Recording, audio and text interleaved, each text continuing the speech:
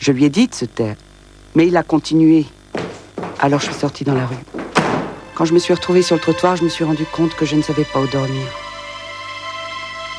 Je n'ai pas trouvé plus de 10 francs dans mes poches. Je ne voulais même pas lui faire le plaisir de revenir à la maison pour aller chercher mon sac.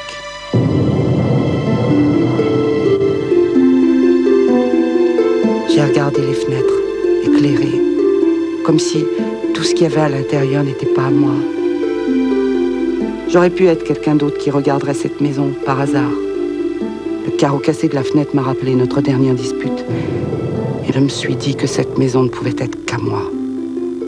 Dans la poche intérieure de veste, j'ai fini par trouver les clés de la voiture et je suis allée m'asseoir.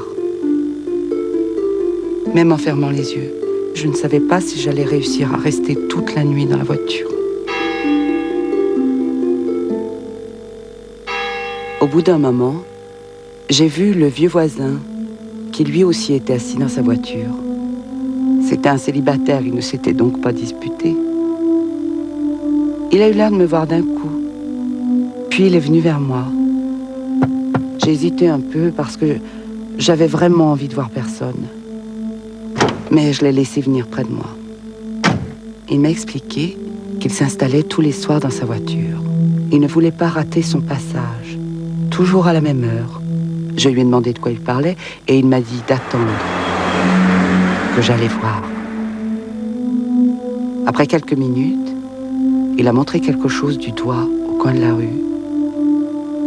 C'était un renard qui venait faire les poubelles. Tout le monde a toujours cru que c'était un chien errant qui faisait ça. Le renard s'est approché de nous et il a traversé la rue.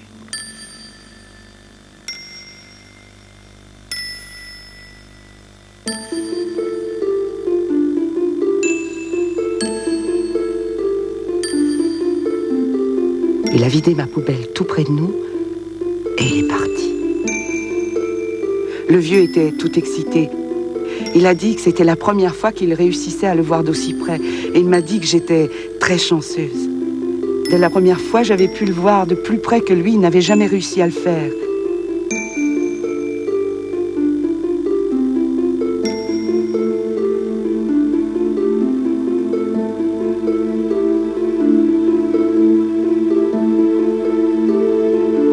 Il est parti en me disant encore que j'avais beaucoup